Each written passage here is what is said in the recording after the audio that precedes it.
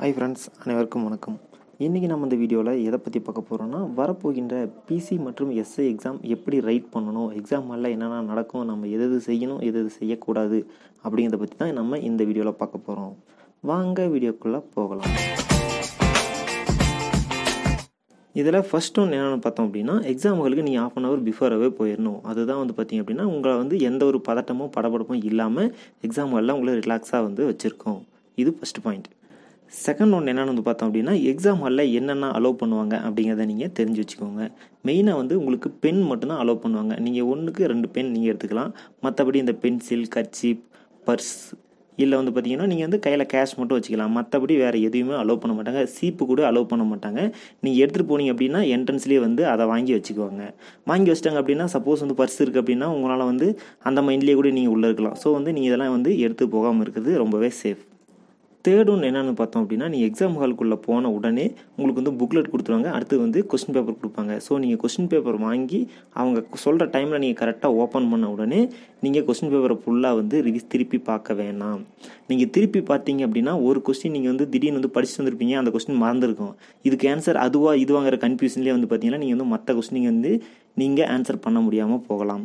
So நீங்கள் exam மேலே question paper வாங்கின அடுத்த செகண்டே நீங்கள் கரெக்டாக ஃபஸ்ட்டு கொஸ்டினுக்கு நீங்கள் ஆன்சர் பண்ண ஸ்டார்ட் பண்ணிடுங்க. ஸோ நீங்கள் ரிவிஷன் பண்ண வேணாம். இது ஒரு ரொம்ப இம்பார்ட்டண்டான பாயிண்ட். இந்த மிஸ்டேக் யாரும் பண்ண வேணாம். அடுத்தது ஃபோர்த் ஒன் என்னென்னு பார்த்தோம் அப்படின்னா, நீங்கள் கொஸ்டின் வாங்கின உடனே ஃபஸ்ட்டு கொஸ்டினை ரீட் பண்ணிவிட்டு உடனே ஆன்சர் பண்ண வேண்டாம். ஏன் அப்படின்னா ஒரு கொஸ்டினை ஒரு டைம்லேருந்து 2 டைம் நீங்கள் படிச்சுட்டு ஒரு டைம் எடுத்துகிட்டு அதுக்கப்புறமா ஆன்சர் பண்ணுங்கள். சப்போஸ் நீங்கள் அந்த கொஸ்டினில் ஒரு சின்ன ட்விஸ்ட்டாக கேட்டிருந்தா கூட நீங்கள் ஒரே ஒரு டைம் ரீட் பண்ணிவிட்டு நீங்கள் ஆன்சர் பண்ணீங்க அப்படின்னா அது மிஸ்டேக் ஆகிறதுக்கான வாய்ப்புகள் அதிகமாக இருக்குது. ஸோ நீங்கள் கொஸ்டினை ஒரு டைமுக்கு 2 டைம் நீங்கள் ரீட் பண்ணிவிட்டு அதுக்கடுத்தது ஆன்சர் பண்ணுங்கள். அடுத்தது ஃபிஃப்த் ஒன் என்னென்னா, நீங்கள் எக்ஸாம் எழுத ஸ்டார்ட் பண்ண 30 to 40 மினிட்ஸில் ஜென்ரல் நாலேஜில் உள்ள 50 கொஸ்டினை உடனே ஆன்சர் பண்ணி முடிச்சிருங்க. அதுக்கு மேலே உள்ள 40 நிமிஷம் பார்த்தீங்க அப்படின்னா கண்டிப்பாக சைக்காலஜிக்கு தேவைப்படும். சைக்காலஜிக்கு ஒரு கொஸ்டினுக்கு 1 நிமிஷங்கிறது கண்டிப்பாக பத்தாது. ஸோ முடிஞ்ச அளவுக்கு நீங்கள் ஜிகேவை எவ்வளோ சீக்கிரமாக ஆன்சர் பண்ண முடியுமோ ஆன்சர் பண்ணிடுங்க. இதில் இன்னொன்று, ஒரு கொஸ்டினுக்கு ஆன்சர் தெரியல, இந்த 2 ஆப்ஷனில் எதுங்கிறது ஒரு கன்ஃபியூஷனாக இருக்குது அப்படின்னா, கன்ஃபியூஷனாக இருக்கிற கொஸ்டின்ஸை அப்படி விட்டுட்டு கடைசியில் நீங்கள் ஆன்சர் பண்ணிக்கோங்க. தெரிஞ்ச கொஸ்டினுக்கு டப்னு ஆன்சர் பண்ணிவிட்டு போயிருங்க. அடுத்தது அந்த 30 to 40 மினிட்ஸ் முடிஞ்ச உடனே அடுத்து சைக்காலஜியை கம்ப்ளீட் பண்ணிட்டு கடைசியாக ஒரு 5 மினிட்ஸ் நீங்கள் எத்தனை கொஸ்டினுக்கு ஆன்சர் பண்ணலையோ அதுக்கு யோசிச்சு நீங்கள் ஆன்சர் பண்ணிக்கோங்க. ஸோ இது ரொம்ப இம்பார்ட்டன்ட்.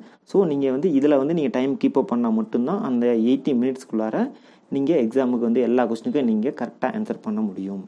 அடுத்தது 6th பாயிண்ட் என்னன்னு பார்த்தோம் அப்படின்னா, நீங்கள் எக்ஸாம் ஹாலில் ரஃப் ஒர்க் பண்ணுறதுக்குன்னு சொல்லி நீங்கள் கையிலையோ இல்லை வேறு கொஸ்டின் பேப்பர்லையோ நீங்கள் ரஃப் ஒர்க் பண்ண வேணாம். உங்களோட ஹால் டிக்கெட்டோட பேக் சைடில் ஃப்ரீயாக தான் இருக்கும். ஸோ அதில் நீங்கள் ரஃப் ஒர்க் பண்ணி வச்சுக்கோங்க.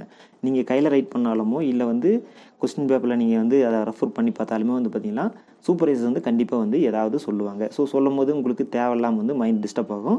ஸோ நீங்கள் முடிஞ்ச அளவுக்கு ஹால் டிக்கெட்டோட பேக் சைடில் நீங்கள் ரஃப் ஒர்க் பண்ணிக்கிறது ரொம்பவே சேஃப். அடுத்தது 7th பாயிண்ட் என்னென்னு பார்த்தோம் அப்படின்னா, நீங்கள் OMR சீட்டில் ஆன்சர் ஷேர் பண்ணுறதை ரொம்ப கேர்ஃபுல்லாக பண்ணணும். நிறையா பேர் பார்த்தீங்கன்னா இந்த மிஸ்டேக் ஒவ்வொரு எக்ஸாம்லையும் பண்ணிகிட்டே தான் இருக்காங்க.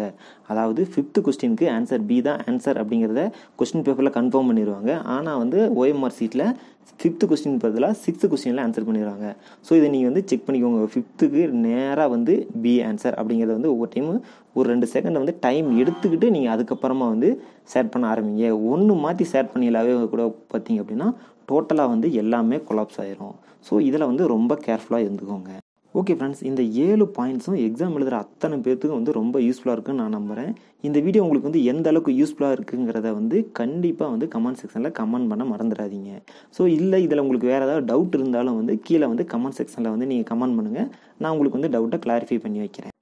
இல்லை புதுசாக இதை பற்றி ஒரு வீடியோ பண்ணுங்கள் அப்படின்னு சொல்லி ஏதாவது ஒரு டாபிக் கொடுத்தாலும் சரி, நான் அதை பற்றி ஒரு சின்னதாக ஒரு வீடியோ பண்ணி நான் உங்களுக்காக நான் அப்லோட் பண்ணுறேன். ஓகே ஃப்ரெண்ட்ஸ், அனைவருக்கும் எக்ஸாமில் அத்தனை பேருக்கு என்னோடய வாழ்த்துக்கள். நல்லபடியாக நீங்கள் ப்ரிப்பேர் பண்ணி நல்ல மார்க் ஸ்கோர் பண்ணி போஸ்டிங் போகணும். அதான் என்னோட ஆசையும் கூட.